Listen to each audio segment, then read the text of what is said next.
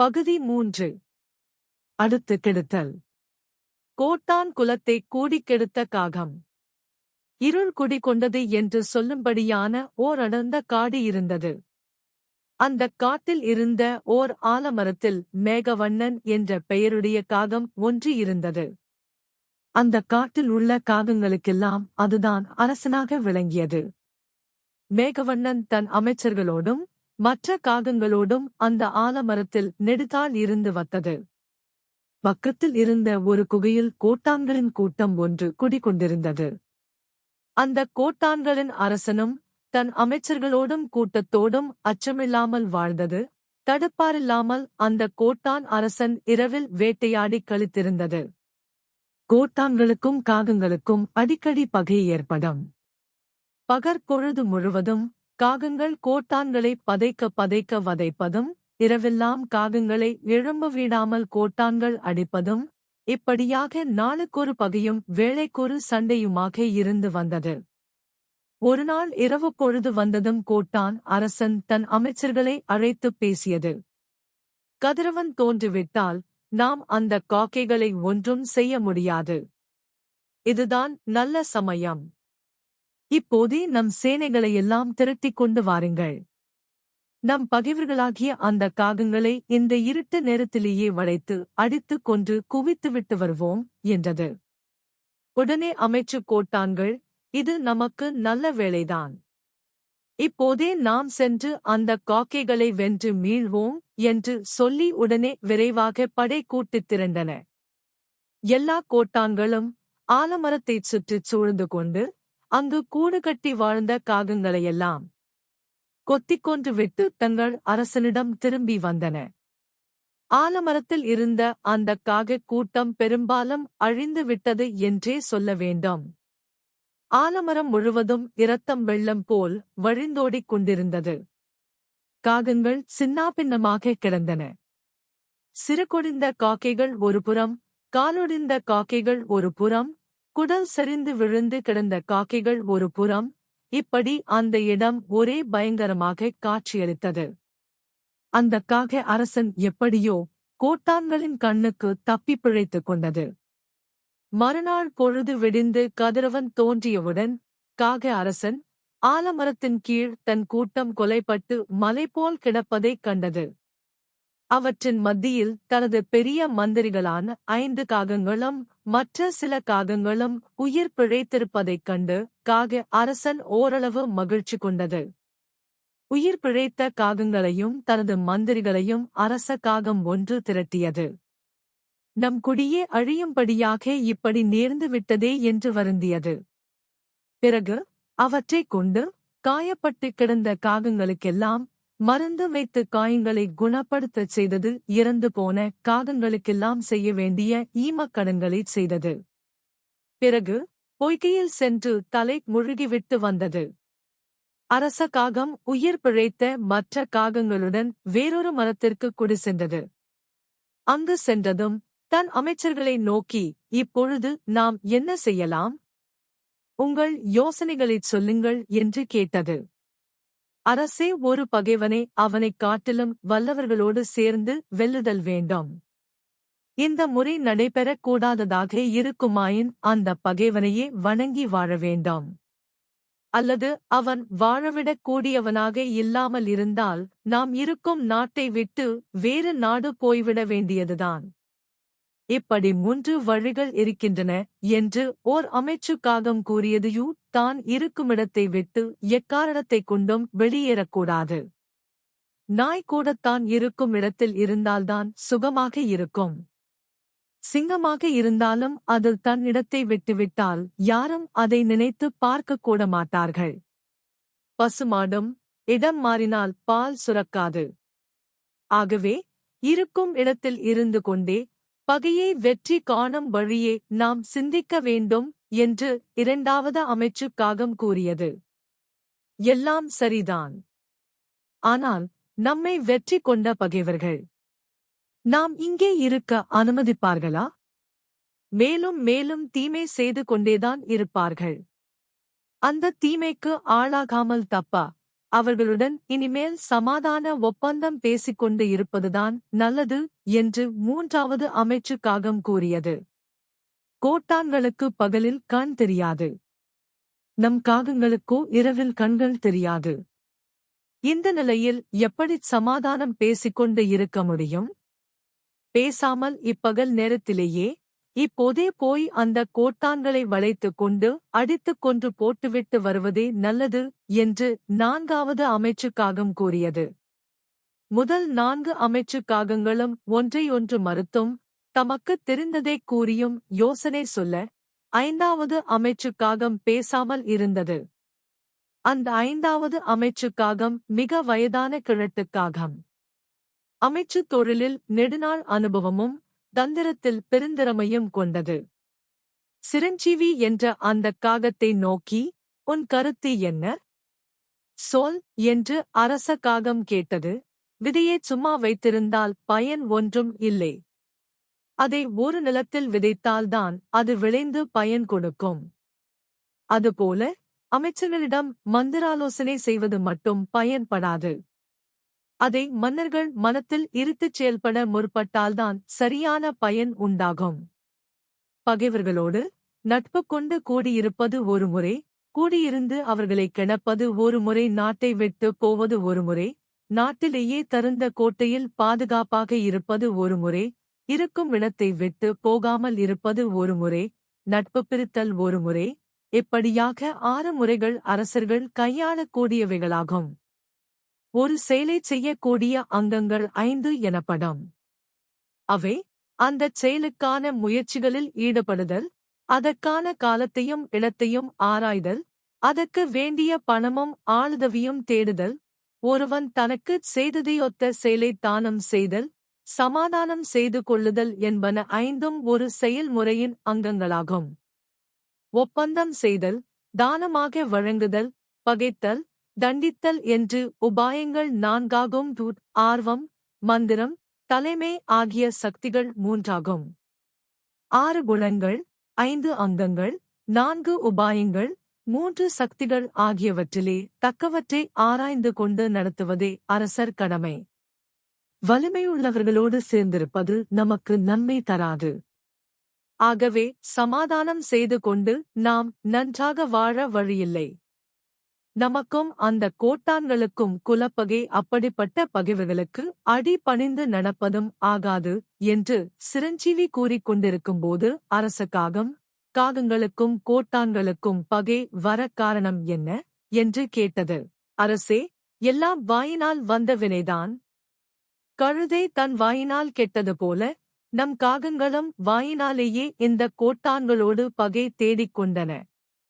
ஒரு முறை காட்டில் உள்ள பறவைகளெல்லாம் கூடித்தங்களுக்கோர் அரசனைத் தேர்ந்தெடுக்க முடிவு செய்தன. அவையாவும் ஒரு கோட்டானைத் தங்களுக்கு அரசனாக பட்டம் கட்டி அதன் ஆணைப்படி வாழ்வதென பேசி முடித்து வைத்திருந்தன. அப்போது அங்கு ஒரு கிழட்டுக் காக்கை போய்ச் சேர்ந்தது. போயும் ஒரு கோட்டானையா நமக்கு அரசனாகத் தேர்ந்தெடுத்தீர்கள்? இந்த கோட்டான் குலத்திலும் நல்லதல்ல, குணத்திலும் நல்லதல்ல, அத்தனையும் தீக்குணங்கள். கோட்டான் என்ற சொல்லே அருவருப்புக்குரியது. இரவில் நடமாடும் இந்த கோட்டானுக்கு பகலில் கண்கள் குருட்டு கண்களாயிருக்கும். பார்வைக்கு இது கோரமாகக் காட்சியளிக்கும். முகத்திலே அழகும் இல்லை, மொழியிலே இனிமையும் இல்லை, அகத்திலே அறிவும் இல்லை. இதை யாரும் நினைப்பதும் இல்லை. இதன் பெயரைச் சொன்னாலே நமக்கு எதிரிகள் அதிகமாவார்கள். இப்படிப்பட்ட மோசமான ஒன்றையா நாம் அரசனாக ஏற்றுக்கொள்வது? அரசனாகத் தகுந்தவர்கள் நல்ல குணமுடைய பெரியவர்களே. அவர்கள் பெயரைச் சொன்னால் பகைகளையும் வெல்லக்கூடிய வன்மை உண்டாகும். அப்படிப்பட்ட பெரியவர்களைச் சேர்த்தால்தான் ஒவ்வொருவனும் அவனுடைய கூட்டத்தாரும் மேன்மையடையலாம். சந்திரன் பெயரைச் சொல்லியே யானைகளின் படையை வென்று முயல் தன் இனத்துடன் இனிதாக வாழ்ந்திருப்பதைப் போல் உயர்வாக வாழ வேண்டும். அதற்கு அரசன் நல்லவனாக வாய்க்க வேண்டும். இதை எல்லாம் விட்டுவிட்டு நீங்கள் எப்படி இந்த கோட்டானுக்கு முடிசூட்ட முகூர்த்தம் பார்த்தீர்கள்? உங்கள் எண்ணம் சரியாகவே இல்லையே. பாவிகள் மிளனிகளைப் போலவும் பல விரதங்களை காக்கும் பெரியவர்களைப் போலவும் தோன்றுவார்கள். உதவி செய்பவர்களைப் போலவும் உறவினர்களைப் போலவும் வந்து ஒட்டிக்கொள்ளுவார்கள். அவர்களிடம் ஏமாந்து சேர்ந்து விட்டால் எவ்வளவு மேன்மையுடையவர்களும் தப்பிப் பிழைக்க முடியாது. ஒரு மைனாவும் முயலும் பூனை ஒன்றைச் சேர்ந்து மோசம் போன கதையாய் முடிந்துவிடும். உலகத்தில் அற்பர்களைச் சேர்ந்தவர்கள் கெட்டுழந்ததைத் தவிர இன்பமாக வாழ்ந்ததாக கதை கூட இல்லை. கோட்டானை அரசனாக்குவது நம் பறவை கூட்டத்துக்கு தீமையே உண்டாக்கும் என்று சொல்லிச் சென்றது அந்தக் கிழட்டுக் காகம். மற்ற பறவைகள் அரசனைத் தேர்ந்தெடுக்காமலே பறந்து சென்று விட்டன. அன்று முதல் இன்று வரை கோட்டான் கூட்டம் நம் காக குலத்தின் மீது தொடர்ந்து பகை கொண்டாடி வருகிறது. சிரஞ்சீவி என்ற அமைச்சுக் காகம் இவ்வாறு சொல்லியதைக் கேட்ட மேகவண்ணன் என்ற காக அரசன், இனி நாம் என்ன செய்யலாம்? அதைக் கூறு என்று கேட்டது. அடுத்து கெடுத்தல் என்ற முறைப்படி நான் பகைவர்களிடம் சென்று காரியத்தை முடித்து வரும் வரையில் மற்றோர் இடத்தில் போயிருக்க வேண்டும். நம்முடைய இந்த ஆலோசனைகள் வேறு யாருக்கும் தெரியாதபடி இரகசியமாய் வைத்திருக்க வேண்டும் என்று சிரஞ்சீவி சொல்லியது. எப்படி நீ அந்த கோட்டான்களை வெல்லப் போகிறாய் என்று காக அரசன் ஆவலோடு கேட்டது. 3 வஞ்சகர்கள் கூடி ஒரு பார்ப்பனனை மோசம் செய்து அவனுடைய ஆட்டைக் கைப்பற்றியது போலத்தான் நானும் அந்த பகை கூட்டத்தை வெல்லப் போகிறேன் என்றது சிரஞ்சீவி. காக அரசன் தன் அமைச்சனான சிரஞ்சீவியின் சொற்படியே அப்போதே தன் கூட்டத்தோடு ஒருமலை முடியில் போய்த் தங்கியிருந்தது. சிரஞ்சீவி கோட்டான் கூட்டத்திடம் போய்ச் சேருவது பற்றி யோசித்துக் கொண்டிருக்கும் போதே இருட்டிவிட்டது. இரவு வந்தவுடன் கோட்டான்களின் அரசன் மிகுந்த வெறியோடு தன் கூட்டத்தை திரட்டிக் கொண்டு ஆலமரத்தை 4 புறமும் வளைத்துக் கொண்டது. இன்றே ஒரு காக்கை விடாமல் கொன்று போட வேண்டும் என்று வஞ்சனம் கூறிக் கொண்டு வந்தது. ஆனால் ஆலமரத்தில் ஒரு குஞ்சு காக்கை கூட இல்லை. இதைக் கண்ட கோட்டான் அரசன் மற்ற கோட்டான்களைப் பார்த்து, காகப் பெரும்பகையே வென்றொழித்து விட்டோம். இனி நமக்கு யாரும் எதிரிகளே இல்லை என்று வெற்றி பெருமிதத்தோடு கூறியது. இதையெல்லாம் ஒளிந்து மறைந்து கேட்டுக் கொண்டிருந்த சிரஞ்சீவி, நல்ல வேளை, இன்றே எல்லோரும் வேறிடம் போனதுதான் நல்லதாகிவிட்டது. இல்லாவிட்டால் நம் கூட்டம் அடியோடு செத்திருக்க வேண்டும் என்று மனத்திற்குள் நினைத்து மகிழ்ந்தது. அடுத்து அது தன் சூழ்ச்சி வேலையே தொடங்கியது. முதல் நாள் கோட்டான்கள் அடித்துக் கொன்று போட்டிருந்த காக்கைகள் ஆலமரத்தினடியில் சிறகு ஒடிந்து போய் இரத்தம் வழிந்து அலங்கோலமாகக் கிடந்தன. அந்த பிணக்கூட்டத்தின் இடையிலே போய் மறைவாகக் கிடந்து இரக்கம் தரத்தக்க முறையில் துன்பமும் வருத்தமும் நிறைந்த குரலில் முக்கி முனகிக் கொண்டிருந்தது சிரஞ்சீவி. கோட்டான் அரசன் காதில் இந்தக் குரல் விழுந்தது. காகம் ஏதோ கிடந்து கதறுகிறது, போய்ப்பார் என்று ஒரு தூதனிடம் கூறியது. அந்தக் கோட்டான் தூதன் பிணக்குவியலிடையே தேடிக் கதக் கொண்டிருந்த சிரஞ்சீவியைத் தூக்கிக் கொண்டு போய் கோட்டான் அரசன் முன்னே விட்டது. நீ யார் என்று கோட்டான் அரசன் கேட்டது. சிரஞ்சீவி தந்திரமாய்ப் பேசியது. என் பெயர் சிரஞ்சீவி. காக அரசனாகிய மேகவண்ணனுடைய தலைமுறையில் வந்தவன் நான் அவனுடைய அமைச்சனாக இருந்தேன். நான் சொன்னபடி அவன் நடந்து வந்தான். நலமாக இருந்தான். நல்லறிவு சொல்பவர்களின் சொற்படி நடப்பவர்களுக்கு தீமை வருவதுண்டா?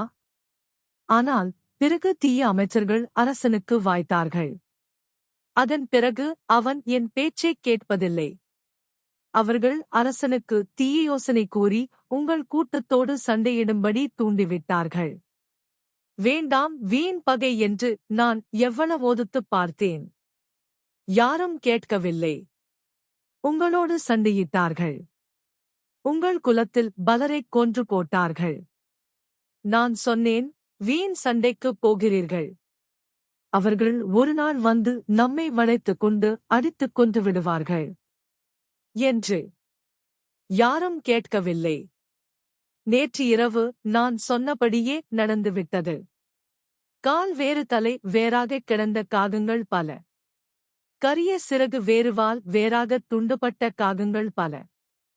குடல் வேறு வாய் வேறாகக் கிழிக்கப்பட்ட காகங்கள் பல. தோல் வேறு துடை வேறாகத் துண்டுபட்ட காகங்கள் பல. இப்படி எங்கள் கூட்டமே அழிந்து போய்விட்டது. நானும் இன்னும் 4 மந்திரிகளும் எங்கள் அரசனும் தப்பிப் பிழைத்தோம். அடிபட்ட காகங்களின் கீழே நடுநடுங்கி மறைந்து கிடந்த 40 காகங்கள் பிழைத்துக் கொண்டன. எல்லாவற்றையும் ஒன்றாகக் கூட்டி அரசன் கேட்டான், இனி என்ன செய்யலாம் என்று. அப்போது ஓர் அமைச்சன் பகல் நேரத்தில் நாம் அந்த கோட்டான்களை பழி வாங்குவோம் என்றது. இன்னோர் அமைச்சன் வேண்டாம், வேறு இடம் போவோம் என்றது. நம் பகையைத் தேடிக்கொண்ட அந்த கோட்டான் இனி நம் கண்ணில் அகப்படுமா என்று ஓர் அமைச்சுக்காகம் கூறியது. தாம் எப்படி அவற்றை வெல்ல முடியும்? நமக்குள் இத்தனை கருத்து வேறுபட்டிருக்கிறதே என்று கடைசி அமைச்சன் சொல்லியது. இவற்றையெல்லாம் கேட்டுக் கொண்டிருந்த நான், இவ்வளவு அழிவு தேர்ந்த பின்னும் உங்களுக்கு அறிவு வரவில்லையா? இனி நாம் பகை கருதாமல் கோட்டான் அரசனுக்கு பணிந்து வாழ்வதுதான் பிழைக்கும் வழி என்று சொன்னேன்.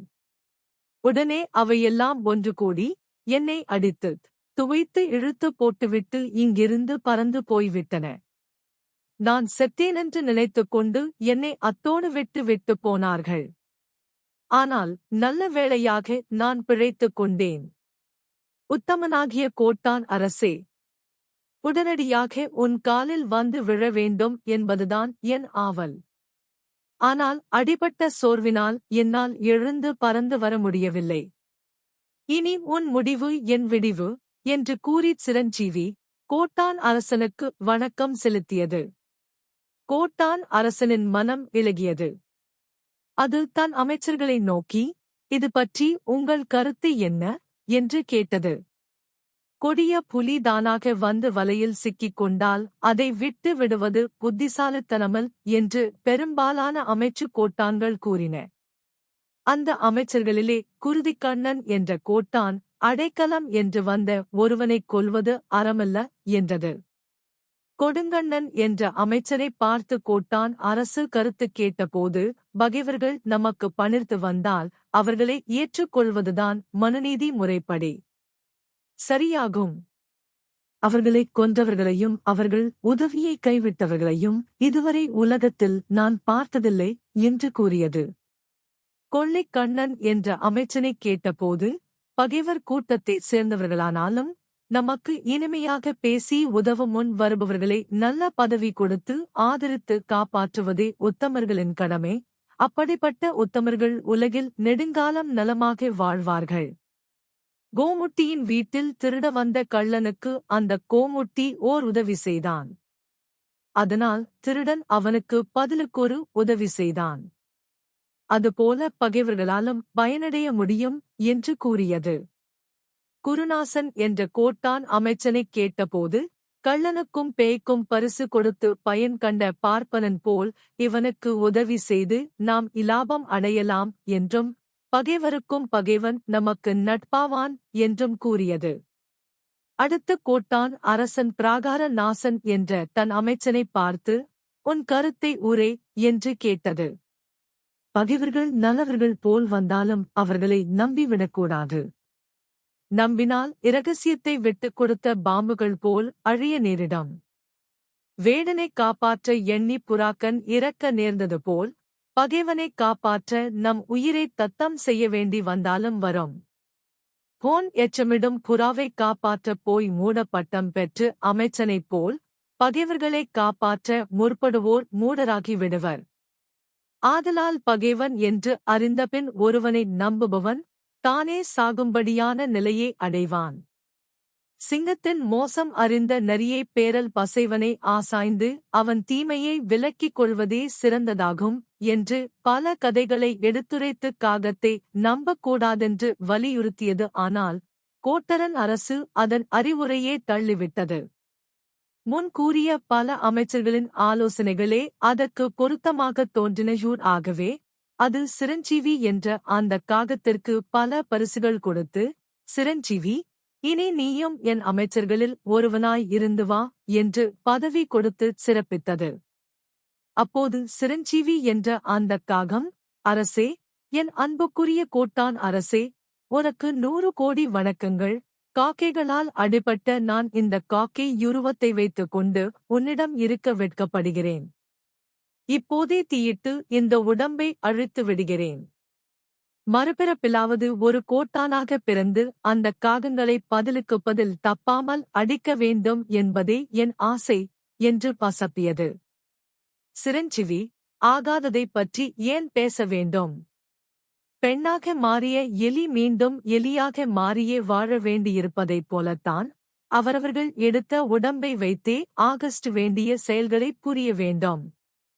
நீ நினைத்தாலும் உன்னுடைய காக வடிவத்தை மாற்றிக் கோட்டான் உருவம் அடைய முடியாது. அது குறித்து நீ மனக்கவலை கொள்ள வேண்டாம்.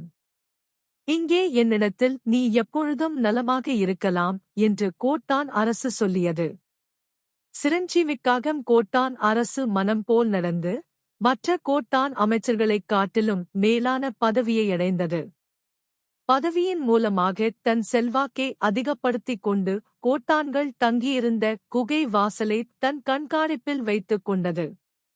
ஒரு நாள் பகலில் கோட்டான் அரசு தன் அமைச்சர்களோடும் கூட்டத்தினரோடும் உறங்கிக் கொண்டிருக்கும் பொழுது சிரஞ்சீவிக்காகம் குகை வாயிலில் குச்சிகளைக் கொண்டு வந்து போட்டு குவித்து அதில் நெருப்பு வைத்துவிட்டது. குகைக்குள்ளே நெருப்பும் புகையும் சூழ்ந்து கொண்டது. உள்ளே இருந்த கோட்டான்களெல்லாம் கண்ணம் தெரியாமல் வழியும் தெரியாமல் புகையில் மூச்சு திணறியும் நெருப்பில் வீழ்த்து ஒரே கூட்டமாக இறந்து ஒழிந்து போய்விட்டன. வெற்றிகரமாக தன் பகைவர்களை ஒழித்துவிட்ட சிரஞ்சீவிக்காகம் தன் அரசனாகிய மேகவண்ணலும் பிற காகங்களும் உள்ள சிங்க மலைக்கு பறந்து சென்றது. அங்குதான் செய்த செயலைப் பற்றி அது கூறியவுடன் மேகவண்ணன் மனம் அடங்காத மகிழ்ச்சி கொண்டு சிரஞ்சீவியைக் கட்டித் தழுவிக்கொண்டது. எல்லா காக்கைகளும் கொண்டபகை தீர்த்த குலமணி என்று போற்றிப் பாராட்டின. காக அரசன் சிரஞ்சீவியை பசைவர்களிடையே இருத்து செயலாற்றியது குறித்து பலவாறாக புகழ்ந்துரைத்தது. மேகவண்ணனுடைய புகழுரைகளை யாற்றாமல் சிரஞ்சீவி இவ்வாறு கூறியது: அரசே, அருமையான தம்பிமார்களையும் அளவில் அடங்காத சேனைகளையும் கொண்ட ஒப்பில்லாத அரசாட்சி செய்து உலகாண்ட தருமராசன் கூட துறவி வேடங்கொண்டு விராடனிடம் இருக்கும்படி நேர்ந்ததில்லையா? தன் தோல்வவியால் பெரும்புகழுடன் வாழ்ந்த மாவீரனான வீமன் கூட தன் பழிப்புக்குரிய பகையரசனிடம் போய் அடுக்களை சமையல்காரனாக இருக்கும்படி நேர்ந்ததில்லையா? விஜயன் என்ற புகழ் பெயர் பெற்ற அர்ச்சுனனே நாடகப் பெண்களுக்கு நட்டுவனாராகச் சிகண்டி என்ற பெயரில் இருக்கும்படி நேர்ந்ததில்லையா? நகுலன் விராடனிடம் குதிரைக்காரனாகச் சேர்ந்து வாழ நேர்ந்ததில்லையா? சகாதேவன் மாடு மேய்ப்பவனாக நேர்ந்ததில்லையா? நெருப்பில் பிறந்த சிறப்பினையுடையவளும் சூரிய குலத்தில் பிறந்து சந்திர குலத்தில் புகுந்த மின்னல் கொடியொத்தவளும் ஆகிய பாஞ்சாலி விராடன் மகளுக்கு தோழியாய் இருக்கும்படி தேர்ந்ததில்லையா? பாண்டவர் குலத்தோன்றல்களைப் போல எடுத்த காரியம் முடிக்கும் வரை பொறுத்திருக்க வேண்டியது நம் கடமையல்லவா என்று சிரஞ்சீவி மேசவண்ணனுக்கு பதிலளித்தது. கத்தி முனையிலிருந்து தவம் செய்பவர்களைப் போலவும் நெருப்பினிடையே புகுந்திருந்தவர்களைப் போலவும் பாம்பு புற்றினுள் நுழைந்தவர்களைப் போலவும் பகைவர் கூட்டத்தினிடை புகுந்த நீ என்னென்ன துன்பம் அடைந்தாயோ என்று மேகவண்ணன் மேலும் கூறியது: அரசே, உன் அருளால் நான் எவ்விதமான தீமையும் அடையவில்லை. இருக்க வேண்டிய இடத்தில் இருக்காமல் இந்த மலைக்காட்டில் வந்து இருந்து கவலையினால் நீ உடல் மெலிந்து போனதெல்லாம் நான் செய்த பாவமே என்று சிரஞ்சீவிக்காகம் மேகவண்ணனிடம் அன்புடன் பரிந்து பேசியது.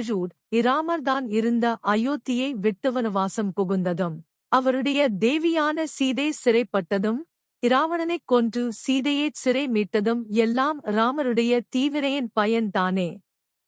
நளன் தன் அரசை இழந்ததும் தூயவளாள தமயந்தியை இரவில் காட்டில் விட்டுச் சென்றதும் கொடிய பாம்பு தீண்ட உடல் பழுப்பு நிறம் கொண்டதும் நளனுடைய தீவினையின் பயன்தானே. பாண்டவர் சூதாடி அரசை இழந்ததும் பாஞ்சாலி வாட்டமடைந்ததும் காட்டில் வாழ்ந்ததும் எல்லாம் அவர்களுடைய தீவினையின் பயன்தானே. தன் செல்வம், நாடு, மகன், மனைவி எல்லாம் இழந்ததும் பறையனுக்கு ஊழியம் செய்ததும் தன்னையே அடிமையாக விற்றதும் அரிச்சந்திரனுடைய தீவினையின் பயன்தானே. வினைப்பயனை கடந்தவர்கள் யாருமில்லை. அந்த கோட்டான்களினால் நம் குலம் அழிந்ததும் இருந்த இடம் பெயர்ந்ததும் இன்பம் இழந்ததும் மலையில் ஒளிந்து வாழ்ந்து வருவதும் எல்லாம் நம் தீவினையின் பயனே. இப்போது நீ நம் குலத்தினை வாழ வைத்தாய் என்று மேகவண்ணன் பாராட்டியது. எதிரிகளை ஒரு வேளை தலை மேல் தூக்கி வைத்துப் பேசியும் தோள்மேல் தூக்கி வைத்துக் கொண்டாடியும் புகழ்ந்து சமயம் வரும்போது வதை தொழிக்க வேண்டாம். கருநாகம் தவளைகளைச் சுமந்து கடைசியில் கொன்றுழித்தது போல நடந்து கொள்ள வேண்டும். அரசர்களும் அமைச்சர்களும் அறிவுடையவர்களாக இருந்தால் என்றும் துன்பங்களை விலக்கி இன்பமாக இருக்கலாம். இல்லாவிடில் கருநாக பாம்பிடம் ஏமாந்த தவளைகளைப் போலவும் என்னிடம் ஏமாந்த கோட்டான்களைப் போலவும் கூட்டத்தோடு ஒழிய வேண்டியதுதான் என்று சிரஞ்சீவி சொல்லிற்று. அதை ஒப்பிக்காக அரசன் மேகவண்ணன் அறிவினாலும் பொறுமையினாலும் திறமையினாலும் எச்செயலும் வெற்றியாய் முடிவது போல சேனைகளாலும் செல்வத்தாலும் கோபத்தாலும் மான உணர்ச்சியாலும் மனோசக்தியாலும் கூட முடிவதில்லையூட் என்று சொல்லியது. அதன் பின் பல்வகையான சூழ்ச்சிகளிலும் தந்திரங்களிலும் வல்லமையுடையதான கிரஞ்சீவி உடனும் மற்ற அமைச்சர்களுடனும் தன் காக்கை இனத்துடன் திரும்பவும் முன்னிருந்த பழைய ஆலமரத்தை அடைந்து மேகவண்ணன் பல ஆண்டுகள் நலமாக வாழ்ந்தது.